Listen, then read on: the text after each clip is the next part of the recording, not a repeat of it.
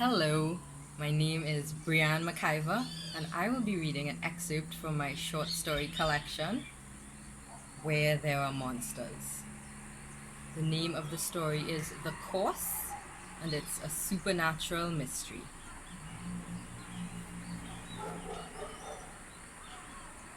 He's always had thirsty skin.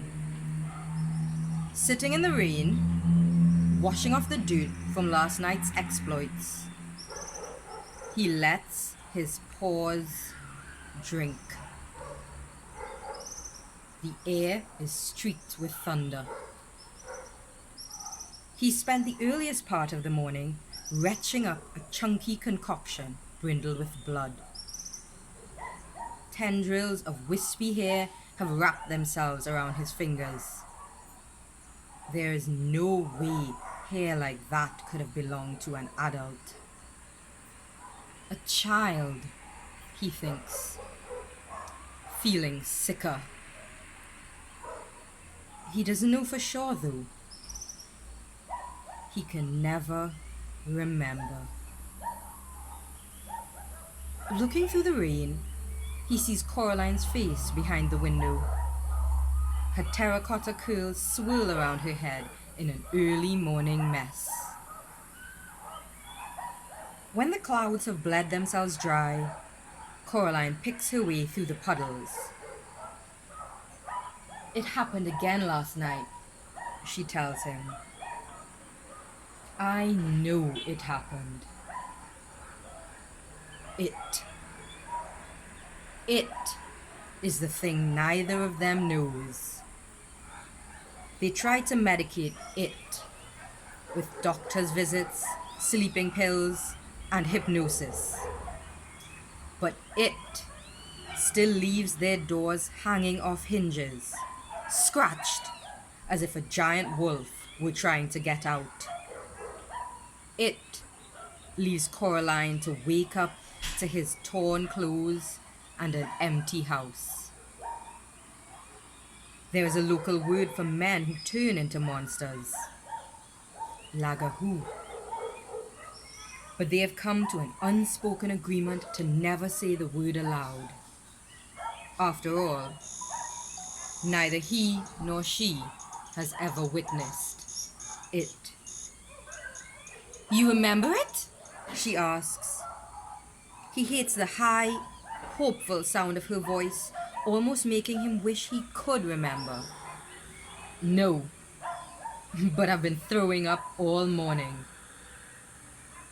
The first filaments of sunlight find their way through the clouds. "Mrs. Cooper called this morning," Coraline says.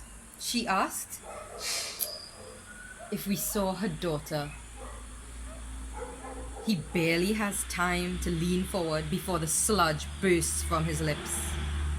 His throat convulses with wave after wave, and even when his stomach is empty, he keeps heaving. Coraline has somehow sidestepped the vomit.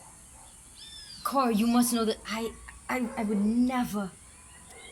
"I know," she says gently. She stoops down and runs her fingers through his hair. "Still, I've been researching what we could do about it." "Researching?" "Of course," she says. "I think there are alternative channels we can use. Maybe visit a non-traditional doctor." "Non-traditional doctor? You mean Obia?" She brings her teeth to her lower lip and chews, as if tasting the word. "Yes, Obia," she says eventually. Where would he or she find a practitioner? The thought of Coraline asking around for someone who dabbles in the occult is ridiculous. "I googled it," she says, as if he'd spoken aloud. And seeing his face, she continues, "They're business people like anyone else. They need to advertise their services." He isn't sure he can trust an Obeah man who advertises online. What would an Obeah man do? Pay for a Facebook ad? He wants to say that this sounds absurd.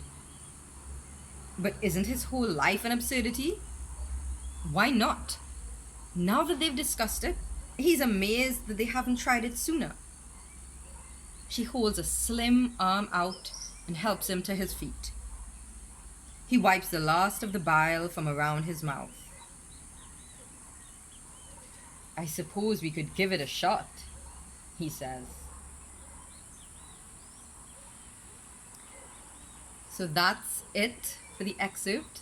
Thank you so much for listening. If you want to read the rest or get the whole book, it's online with my publishers, Paltry Press. It's on Amazon, and it's in Paperbase and other local bookstores when they reopen.